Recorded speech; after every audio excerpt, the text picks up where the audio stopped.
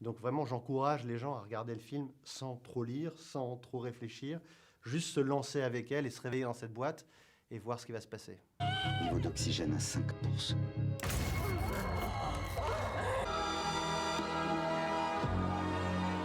Alors c'est toujours un coup de foudre avec un scénario et je me souviens quand j'ai lu la première fois Oxygène pendant le montage de Crawl, je me suis tout de suite senti dans ce caisson de cryogénie, je me suis senti étouffé, j'étais très surpris par là où le film allait. Alors c'est vrai qu'à l'époque je développais d'autres projets, dont cette fameuse maison hantée avec une sorte de nouvelle technologie de contrôle.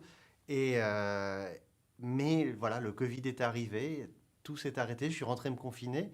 Et plus le confinement avançait, plus je me disais, mais Oxygène, c'est exactement ce qu'on est en train de vivre, ce qu'on est en train de subir, on souffre de ça, et c'est devenu comme une nécessité. Et donc dès que la première vague s'est terminée, on a réussi à sortir et aller faire ce film juste avant la deuxième vague. À chaque fois qu'on fait le marketing d'un film, on se retrouve dans ce problème de qu'est-ce qu'on montre dans la bonne annonce. Alors c'est vrai qu'Oxygène, c'est un film qui est construit sur cette boîte, qui est la boîte dans laquelle elle est, mais qui est aussi une boîte à mystère, un labyrinthe mental où elle doit trouver tous ces indices. Alors évidemment, si on révélait trop, eh bien, le plaisir serait gâché. Donc c'est une conversation qu'on a eue très tôt et je dois dire que j'ai été extrêmement heureux de cette collaboration parce qu'ils n'ont en effet rien spoilé. Donc vraiment, j'encourage les gens à regarder le film sans trop lire, sans trop réfléchir, juste se lancer avec elle et se réveiller dans cette boîte et voir ce qui va se passer.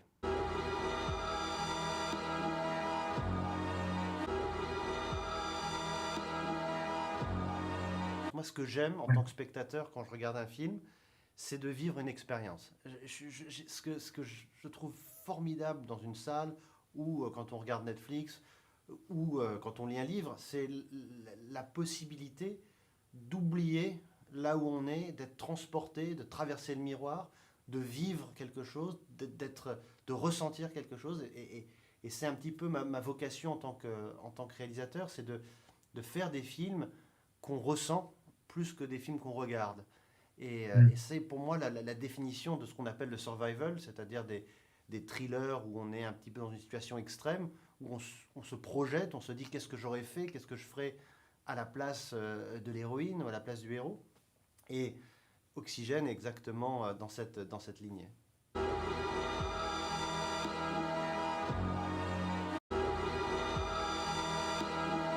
Et c'était absolument terrible. Elle a dû passer 20 jours de tournage dans cette boîte du matin au soir. Et elle était vraiment enfermée, elle était branchée avec des dizaines et des dizaines de câbles, elle ne pouvait pas sortir entre les prises.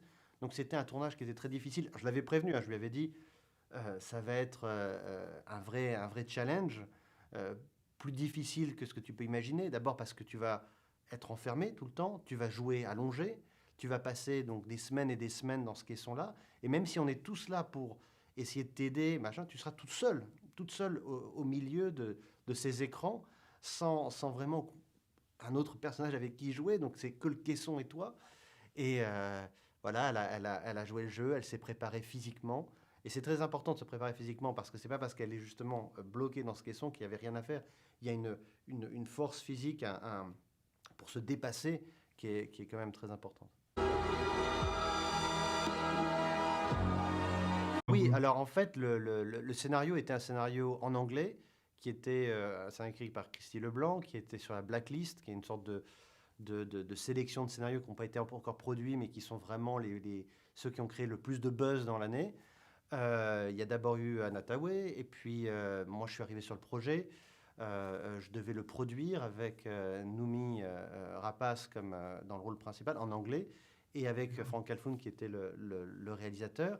Et puis avec le Covid, tout a changé. Je me suis retrouvé enfermé à Paris. Et puis il y a eu cette opportunité avec Netflix de le faire en français tout de suite. Et là, j'ai tout de suite pensé évidemment à Mélanie Laurent, qui était quelqu'un avec qui je voulais travailler depuis très longtemps et qui avait cette, comment dire, cette qualité, cet éventail d'émotions, parce que c'est vraiment, encore une fois, on parlait de à quel point un personnage doit être humain.